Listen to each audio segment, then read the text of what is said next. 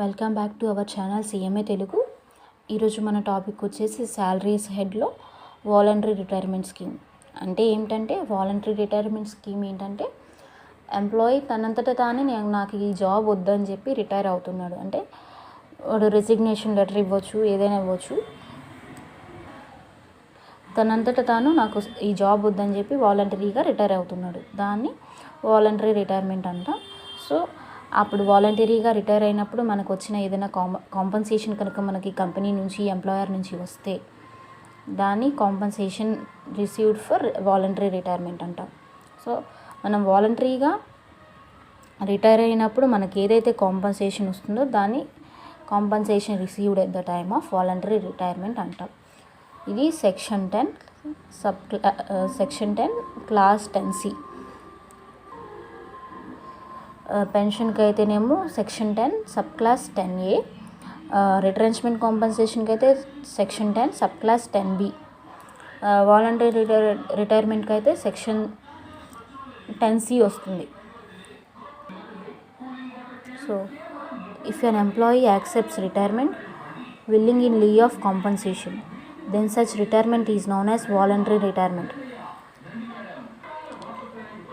So మన employee willingly తనంతట తానే కాంపన్సేషన్ తీసుకుని నేను రిటైర్ అయిపోతానని తనంతట తానే ఎంప్లాయర్కి చెప్పాడు. మన ఎంప్లాయీ చెప్పాడు. ఎంప్లాయీ యాక్సెప్ట్స్ రిటైర్మెంట్ విల్లింగ్లీ, తనంతట తాను రిటైర్మెంట్ని యాక్సెప్ట్ చేశాడు. కాంపన్సేషన్ తీసుకొని నేను రిటైర్ అవుతానని ఎంప్లాయర్కి చెప్పాడు. Then such retirement is known as voluntary retirement. So నేను ఎంప్లాయీ అంటే నా అంతటా నేను ఎంతో కొంత కాంపన్సేషన్ తీసుకొని నేను రిటైర్ అయిపోతాను నా అంతటా నేనని చెప్పేదాన్ని వాలంటరీ రిటైర్మెంట్ స్కీమ్ అంట. So voluntary retirement compensation received or receivable by an employee is eligible for exemption subject to following conditions. So ఇప్పుడు ఏ ఎంప్లాయీ అయినా సరే వాలంటరీగా కాంపన్సేషన్ తీసుకొని రిటైర్ అయిపోతాను అని చెప్పే వాళ్ళకి ఎగ్జంప్షన్ రావాలి అంటే కొన్ని కండిషన్స్ సాటిస్ఫై చేయాలి. సో ఆ ఎగ్జంప్షన్స్ కోసం ఆ కండిషన్స్ సాటిస్ఫై చేయడానికి ఏ కండిషన్స్ ఉన్నాయనేది చూద్దాం. So conditions: compensation received from specified employer. So మనం తీసుకునే కాంపన్సేషన్ స్పెసిఫైడ్ ఎంప్లాయీ దగ్గర నుంచి తీసుకోవాలి, స్పెసిఫైడ్ ఎంప్లాయర్ దగ్గర నుంచి తీసుకోవాలి. అప్పుడు మాత్రమే మనకి ఎగ్జంప్షన్ వస్తుంది. Next compensation received as per VRS, అంటే voluntary retirement scheme framed in accordance with prescribed guidelines. మనకి కొన్ని ఇలా వాలంటరీ రిటైర్మెంట్ స్కీమ్కి కాంపన్సేషన్ ఇచ్చేటప్పుడు మనకి ఎగ్జంప్షన్ రావాలంటే కొన్ని గైడ్లైన్స్ ఉన్నాయి. ఆ గైడ్లైన్స్ ఫాలో అయ్యి మాత్రమే మనం రిటైర్ అయితే మనకి ఎగ్జంప్షన్ వస్తుంది. గైడ్లైన్స్ ప్రకారం రిటైర్ అయినప్పుడు ఎగ్జంప్షన్ వస్తుంది. లేకపోతే అండ్ ఇంకో కండిషన్ వచ్చేసి స్పెసిఫైడ్ ఎంప్లాయర్ దగ్గర నుంచి మనం కాంపన్సేషన్ తీసుకోవాలి. అండ్ నెక్స్ట్ వచ్చేసి ప్రిస్క్రైబ్డ్ గైడ్లైన్స్ ఫాలో అయ్యి వాడు వాలంటరీగా రిటైర్ అవ్వాలి. ఈ 2 కండిషన్స్ సాటిస్ఫై చేస్తే మనకి ఎగ్జంప్షన్ వస్తుంది. చూడండి, voluntary retirement compensation received or receivable by an employee is eligible for exemption. So ఎవరైతే వాలంటరీగా కాంపన్సేషన్ తీసుకొని రిటైర్ అవ్వాలి అనుకుంటున్నారో వాళ్ళకి ఎగ్జంప్షన్ రావాలి అంటే subject to the following conditions. ఈ 2 కండిషన్స్ కనుక సాటిస్ఫై చేస్తే ఎంప్లాయీ తనకి ఎగ్జంప్షన్ వస్తుంది. లేకపోతే వాడు కాంపన్సేషన్ తీసుకున్నా సరే ఆ తీసుకున్న అమౌంట్ అంతా ఫుల్గా ట్యాక్సిబుల్ అవుతుంది. అలా కాకుండా తనకి బెనిఫిట్ ఉండాలని మనం కొన్ని కండిషన్స్ పెట్టాం. ఎగ్జంప్షన్ రావాలంటే ఈ కండిషన్స్ సాటిస్ఫై చేసి నువ్వు కాంపన్సేషన్ తీసుకో, అప్పుడు నీకు ఎగ్జంప్షన్ వస్తుందని కండిషన్స్ పెట్టాం. నువ్వు తీసుకునే కాంపన్సేషన్ అమౌంట్ ఏదైతే ఉంటుందో అది స్పెసిఫైడ్ ఎంప్లాయర్ దగ్గర నుంచి తీసుకోవాలి. సో స్పెసిఫైడ్ ఎంప్లాయర్స్ అంటే సెంట్రల్ గవర్నమెంట్, స్టేట్ గవర్నమెంట్, కొన్ని అథారిటీస్ ఇలాంటివి ఉన్నాయి. ఇలాంటి వాటి కింద వర్క్ చేసే వాళ్ళని స్పెసిఫైడ్ ఎంప్లాయర్ అన్నా. అదేంటంటే నెక్స్ట్ చూద్దాం. సో స్పెసిఫైడ్ ఎంప్లాయర్ దగ్గర నుంచి నువ్వు కాంపన్సేషన్ తీసుకోవాలి, అప్పుడు నీకు ఎగ్జంప్షన్ వస్తుంది. అండ్ ఇంకో కండిషన్ వచ్చేసి తీసుకునే కాంపన్సేషన్ అనేది మనకు కొన్ని గైడ్లైన్స్ ఇచ్చారు. ఆ గైడ్లైన్స్ అనేది నెక్స్ట్ చూద్దాం. ఆ గైడ్లైన్స్ ప్రకారం మనం కాంపన్సేషన్ తీసుకోవాలి. So specified employer and received by following prescribed guidelines. ఈ 2 కండిషన్స్ సాటిస్ఫై చేస్తే మనం వాలంటరీ కాంపన్సేషన్ తీసుకున్నప్పుడు మనకి ఎగ్జంప్షన్ వస్తుంది. అండ్ మనకి ఎంత అమౌంట్లో ఎగ్జంప్షన్ వస్తుందంటే actual amount of actual amount received as per guidelines or 5 lakhs. 5 lakhs అనేది స్టాండర్డ్ డిడక్షన్ వాలంటరీ రిటైర్మెంట్ స్కీమ్కి. సో ఈ రెండిట్లో ఎంతైతే తక్కువ అమౌంట్ ఉంటుందో అంత తక్కువ అమౌంట్ నీకు ఈ రెండిట్లో మినిమం అమౌంట్ అనేది ఎగ్జామ్షన్ వస్తుంది. సో ఇక్కడ మనం యాక్చువల్గా 45,000 తీసుకున్నాం.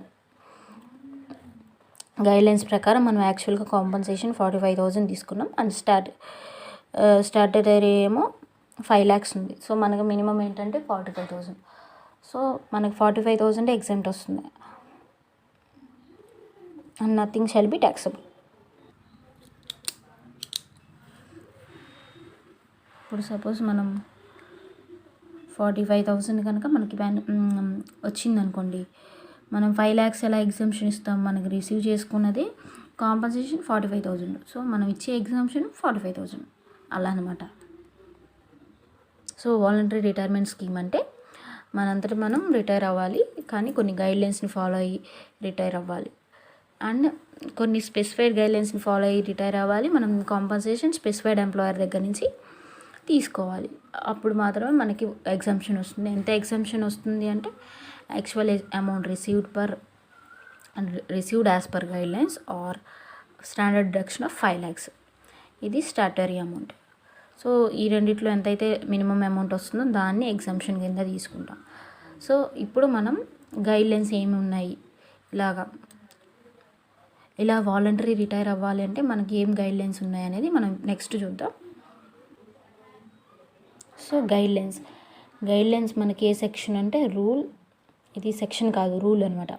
అంటే మనకి ఇన్కమ్ ట్యాక్స్లో రూల్స్, సర్క్యులర్స్, నోటీస్ ఇలా ఉంటాయి కదా. సో మనం ఫాలో అయ్యే వాలంటరీ రిటైర్మెంట్ స్కీమ్కి ఫాలో అయ్యేది రూల్ 2BA అనమాట. Rule 2BA. సో ఇక్కడ మనకున్న గైడ్లైన్స్ ఏంటంటే స్కీమ్ అంటే ఏ స్కీమ్ అంటే voluntary scheme must be applicable to all employees who have completed the age of 40 years or has completed 10 years of service. So మన employee age 40 years దాటి ఉండాలి, are మన ఆర్గనైజేషన్లో 10 years కంటే ఎక్కువ వర్క్ చేసి ఉండాలి. అది ఫస్ట్ రూల్. అంటే మనం వాలంటరీగా రిటైర్ అవ్వాలి, కాంపన్సేషన్ తీసుకోవాలి అంటే ఫస్ట్ రూల్ ఏంటంటే మన ఎంప్లాయీ ఏజ్ 40 years కంటే ఎక్కువ ఉండాలి, 40 years కంప్లీట్ చేసి ఉండాలి. అండ్ మన ఆర్గనైజేషన్లో 10 years అయినా వర్క్ చేసి ఉండాలి. ఈ రెండిట్లో ఏదో ఒకటి ఆర్ అన్నారు. వాలంటరీగా రిటైర్ అవ్వాలంటే ఇది first condition. Next, such scheme must be framed to reduce number of employees. So ఇక్కడ ఏంటంటే వాలంటరీగా రిటైర్ అవ్వండి అని చెప్పి మనకి ఎంప్లాయర్ ఆపర్చునిటీ ఇచ్చారు. మీరు రిటైర్ అయితే నేను ఇంత అమౌంట్ ఇస్తానని చెప్పి ఎంప్లాయీకి ఆపర్చునిటీ ఇచ్చాడు. సో ఏంటంటే కంపెనీలో ఎంప్లాయీస్ ఎక్కువ మంది ఉన్నారు, మనకొచ్చే ఇన్కమ్, మనకొచ్చే ప్రాఫిట్, టర్నోవర్ ఇవన్నీ సరిపోవట్లేదు. సో కొంతమంది ఎంప్లాయీస్ తగ్గితే మనకి బెనిఫిట్ ఉంటుంది మన కంపెనీకి. వీళ్ళందరికీ శాలరీస్ ఇచ్చే కంటే కూడా మనం తక్కువ మంది ఎంప్లాయీస్తో మన ఆర్గనైజేషన్ని రన్ చేయొచ్చు అని మనకు ఆర్గనైజేషన్ అనుకుంటే. సో అది అనమాట. Such scheme must be formed to reduce the number of employees. So ఆ వాలంటరీ స్కీమ్ ఏదైతే ఉంటుందో ఆ స్కీమ్ దేనివల్ల అంటే నీ కాంపన్సేషన్ ఇచ్చైనా సరే నిన్ను టర్మినేట్ చేస్తాను అని అనుకుంటే, వాలంటరీగా టర్మినేట్ చేస్తాను అనుకుంటే ఆ స్కీమ్ అనేది నెంబర్ ఆఫ్ ఎంప్లాయీస్ని తగ్గించడం కోసం మాత్రమే అయి ఉండాలి. అంతేకాని ఈ ఎంప్లాయీని టర్మినేట్ చేసి ఇంకో ఎంప్లాయీని పెట్టుకుంటాను అంటే కుదరదు. Next, the vacancy caused by VRS is not to be filled up. So మన 30 ఎంప్లాయీస్ ఉన్నారనుకోండి, 30 కాదు 20 ఎంప్లాయీసే సరిపోతుంది నా ఆర్గనైజేషన్లో, మిగతా 10 members ఎందుకని చెప్పి మనం వాళ్ళని వాలంటరీగా తీసుకోండి, మీకు ఇంత కాంపన్సేషన్ ఇస్తామని వాళ్ళంతటా వాళ్ళు ఒప్పుకునేటట్టు మనం ఆపర్చునిటీ ఇస్తాం, మనం కాంపన్సేషన్ ఇస్తామంటే సరే అని వెళ్ళిపోతారు. సరే వాళ్ళు వెళ్ళారు కదా అని చెప్పి ఇంకో 10 membersని మనం మన ఆర్గనైజేషన్లో జాయిన్ చేసుకోవడానికి కుదరదు. సో మన గైడ్లైన్స్ ప్రకారం వేకెన్సీ కాజ్డ్ బై VRS అంటే వాలంటరీగా రిటైర్ అవ్వటం వల్ల మన ఎంప్లాయీస్ వెళ్ళిపోతారు. ఆ వెళ్ళిపోయిన వాళ్ళ ప్లేస్ని వేరే వాళ్ళ కొత్త ఎంప్లాయీస్ని తీసుకొచ్చి మన ఆర్గనైజేషన్లో పెట్టకూడదు. అది థర్డ్ పాయింట్ అనమాట. రిటైర్ అయిన వాళ్ళ ప్లేస్లో కొత్త ఎంప్లాయీస్ని పెట్టకూడదు. అది థర్డ్ది. Next the retiring employee is not to be employed in another company or company belonging to the same management. So మన మెయిన్ ఎయిమ్ ఏంటంటే మన కంపెనీలో ఎంప్లాయీస్ తక్కువ ఉండాలి అని చెప్పి వాళ్ళంతటా వాళ్ళు రిటైర్ అయ్యి వెళ్ళిపోవాలని మనం ఛాన్స్ ఇచ్చాం. సో ఏంటంటే మనకి కొన్ని బ్రాంచెస్ ఉన్నాయి ఆర్ వేరే వేరే ఎస్టాబ్లిష్మెంట్స్ ఉన్నాయి. సో ఇక్కడ రిటైర్ అయిపోయి అక్కడ జాయిన్ అవ్వండి అని ఎందుకు చెప్తాం? మన సేమ్ కంపెనీలో ఒక బ్రాంచ్లో రిటైర్ అయ్యి ఇంకో బ్రాంచ్లో జాయిన్ అవ్వండి ఇలాంటి ఆపర్చునిటీస్ ఏమి ఇవ్వకూడదు. అదనమాట. The retiring employee is not to be employed in another company so or concern belonging to the same management. Same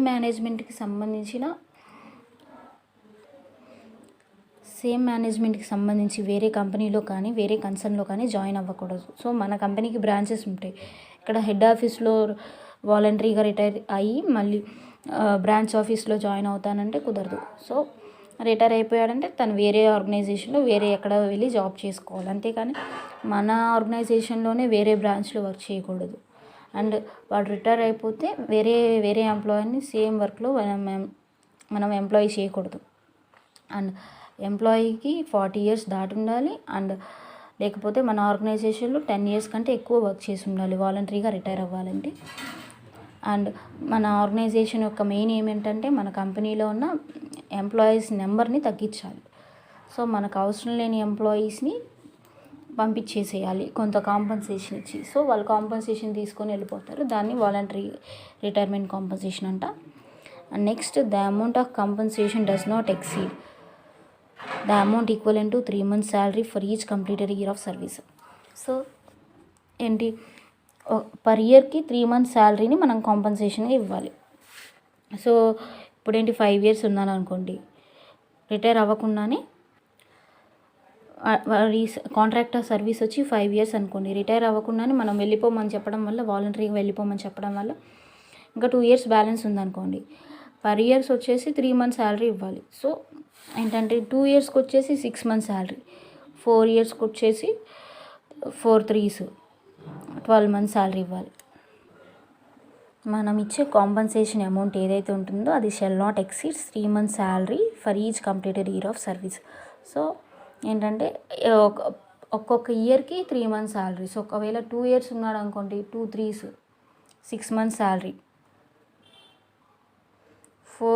3 years ఉంటే 9 months శాలరీ, 4 years ఉంటే 12 months శాలరీ, అలాగనమాట. దానికంటే కొంచెం కూడా ఎక్కువ ఇవ్వకూడదు. The amount of compensation does not exceed 3 months salary for each completed year of service. Next salary at the time of retirement multiplied by the balance of month service left. So ఇక్కడ ఏంటంటే మనం retire అయ్యేటప్పుడు మనం last month ఏ salary ఉంటుందో ఆ salary amount and మనకి ఇంకా మన సర్వీస్ 2 years కనుక మనకి ఇంకా ఉందనుకోండి, ఇయర్కి ఎన్ని మంత్స్ 12 months. సో 2 years కాబట్టి 24 months. బ్యాలెన్స్ అనేదేమో మంత్లో చూపించాలి. అండ్ లాస్ట్ టైం మనం తీసుకునే శాలరీ అమౌంట్, సో మనం లాస్ట్గా 20,000 తీసుకున్నాం అనుకోండి, అండ్ మనకి ఇంకా మన సర్వీస్లో 2 years బ్యాలెన్స్ ఉంది. సో 2 yearsకి ఎన్ని మంత్స్ అనేది మనం ఇంటూ వేయాలి. సో ఎగ్జాంపుల్ కోసం చూస్తే మనకి 20,000 ఉంది అండ్ మనం 2 years ఉన్నాం, 2 yearsని మంత్లా క్యాలిక్యులేట్ చేయాలి. 2 years ఇక్కడ ఏంటి salary at the time of retirement. మనం రిటైర్ అయ్యే నాటికి మనకి 20,000 శాలరీ వస్తుంది. మనం వాలంటరీగా రిటైర్ అయిపోయాం. అండ్ మనకి సర్వీస్ మనం 5 yearsలో 3 years కంప్లీట్ చేసి ఇంకా 2 years ఉంది. దీన్ని మంత్స్లో తీసుకోవాలి. ఇయర్కి 12 months కాబట్టి 2 years కాబట్టి 24 months ఇదనమాట. నెక్స్ట్ ఈ అమౌంట్ కంటే దాటకూడదు.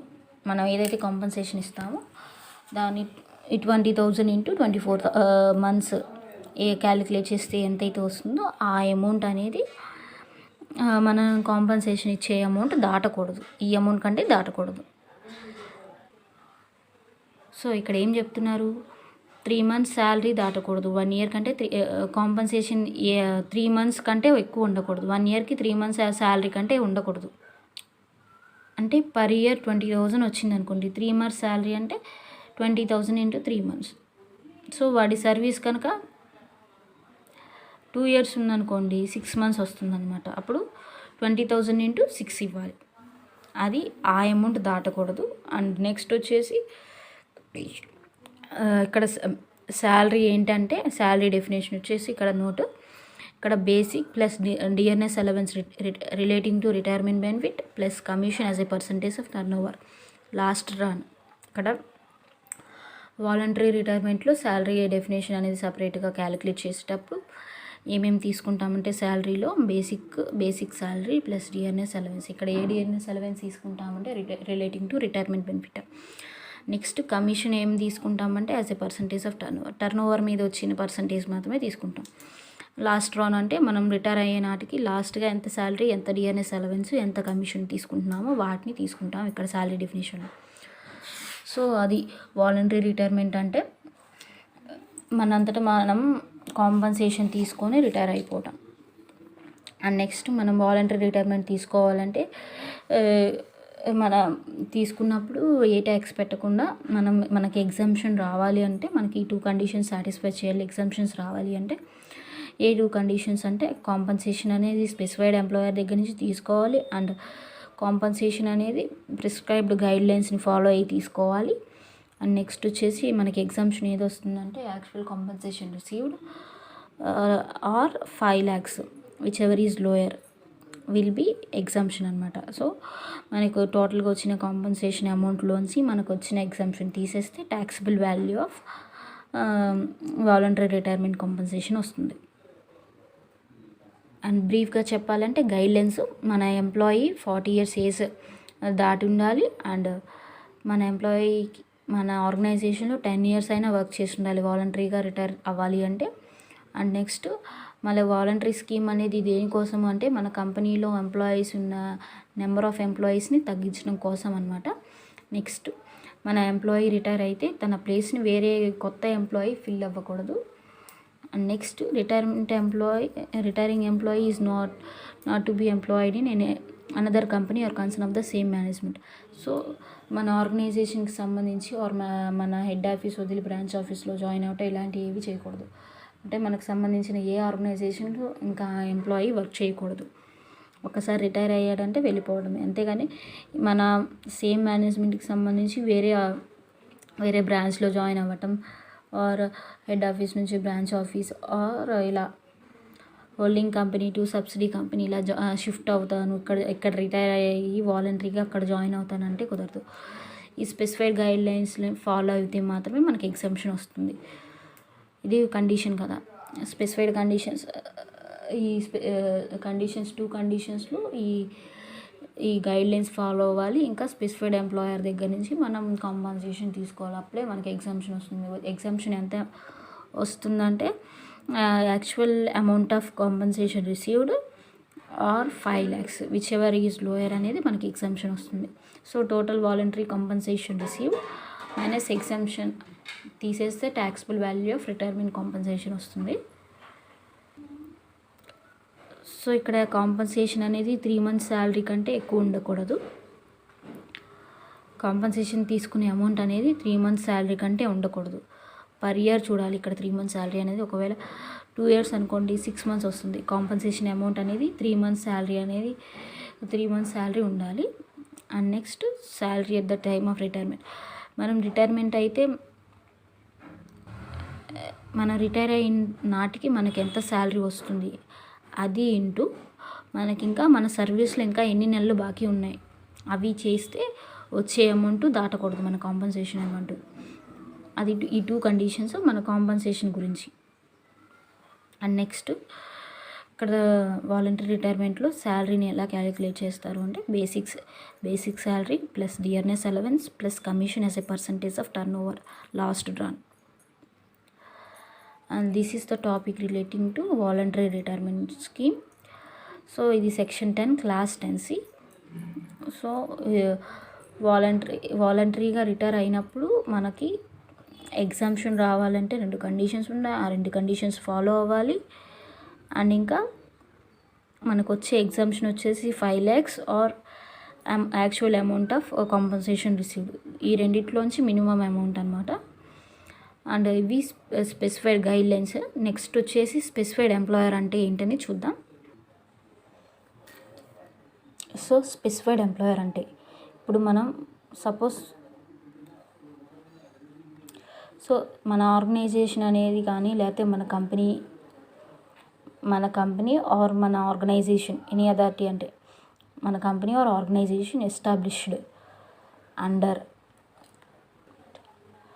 అంటే మన కంపెనీ సెంట్రల్ గవర్నమెంట్ని ఫాలో అయ్యి ఎస్టాబ్లిష్ అయినా, స్టేట్ గవర్నమెంట్ని ఫాలో అయ్యి ఎస్టాబ్లిష్ అయినా, ఆర్ ప్రొవిన్షనల్ యాక్ట్. ఇప్పుడు నేను ఎంప్లాయర్ అనుకోండి, మన కంపెనీ సెంట్రల్ గవర్నమెంట్ కింద ఎస్టాబ్లిష్ అయిన కంపెనీ ఆర్ అథారిటీ, మన కంపెనీ సెంట్రల్ గవర్నమెంట్ కింద ఎస్టాబ్లిష్ అయినా, స్టేట్ గవర్నమెంట్ కింద ఎస్టాబ్లిష్ అయినా, ఆర్ ప్రొవిన్షనల్ యాక్ట్ కింద ఎస్టాబ్లిష్ అయినా, ఆర్ లోకల్ అథారిటీ కింద ఎస్టాబ్లిష్ అయినా, ఆర్ కోఆపరేటివ్ సొసైటీ వల్ల ఎస్టాబ్లిష్ అయినా, or a specified university or an Indian institute of technology or any state government, the central government notified under institute of management, IIM Ahmedabad, IIM Bengaluru, IIM Calcutta, IIM Lucknow and institute of foreign trade or notified institutions. So వీటి కింద దేని కింద అయినా సరే మన organization or మన company or మన establishment అనేది ఎస్టాబ్లిష్ అయి ఉంటుందో దాంట్లో ఉన్న ఎంప్లాయర్ అనే పర్సన్ని మనం స్పెసిఫైడ్ ఎంప్లాయర్ అన్నాం. ఇప్పుడు నేను కనుక ఈ సెంట్రల్ గవర్నమెంట్ కింద మన ఆర్గనైజేషన్ ఉందనుకోండి, నేను ఈ కంపెనీలో ఎంప్లాయర్ అనుకోండి, నేను స్పెసిఫైడ్ ఎంప్లాయర్ అవుతాను. సో మన కంపెనీ సెంట్రల్ గవర్నమెంట్ కింద ఎస్టాబ్లిష్ అయి ఉంటాయి, నేను ఎంప్లాయర్ కాబట్టి నేను స్పెసిఫైడ్ ఎంప్లాయర్ అవుతాను. సో నా నుంచి వాలంటరీ రిటైర్మెంట్ కాంపెన్సేషన్ తీసుకుంటే నీకు ఎగ్జంప్షన్ వస్తుంది. సో ఇదనమాట స్పెసిఫైడ్ ఎంప్లాయర్ అంటే.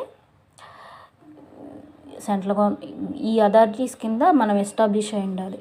సెంట్రల్ గవర్నమెంట్ కింద కానీ, స్టేట్ గవర్నమెంట్ కింద కానీ మన కంపెనీ ఎస్టాబ్లిష్ అయి ఉండాలి. సెంట్రల్ గవర్నమెంట్ కింద కానీ మన కంపెనీ ఎస్టాబ్లిష్మెంట్ అయి ఉండాలి. ఆర్ మన కంపెనీ ఏదైనా ప్రొవిన్షనల్ యాక్ట్ కింద ఎస్టాబ్లిష్ అయి ఉండాలి. ఆర్ మన కంపెనీ ఏదైనా లోకల్ అథారిటీ కింద ఎస్టాబ్లిష్ అయి ఉండాలి. ఆర్ ఎనీ కోఆపరేటివ్ సొసైటీ కింద ఎస్టాబ్లిష్ అయి ఉండాలి. ఆర్ మనకి ఇన్స్టిట్యూషన్స్ ఉన్నాయి, IIM Bengaluru, IIM Lucknow, IIM Calcutta notified institutions కింద కానీ ఎస్టాబ్లిష్ అయి ఉండాలి మన కంపెనీ. అప్పుడు నేను ఈ కంపెనీలో ఎంప్లాయర్గా ఉన్నాను కాబట్టి నేను స్పెసిఫైడ్ ఎంప్లాయర్ అవుతాను. సో నా కంపెనీలో ఎంప్లాయీస్ రిటైర్ అయినప్పుడు, వాళ్ళు వాలంటరీ రిటైర్మెంట్ స్కీమ్ తీసుకున్నప్పుడు నేను స్పెసిఫైడ్ ఎంప్లాయర్ కాబట్టి వాళ్ళకి ఎగ్జంప్షన్ వస్తుంది.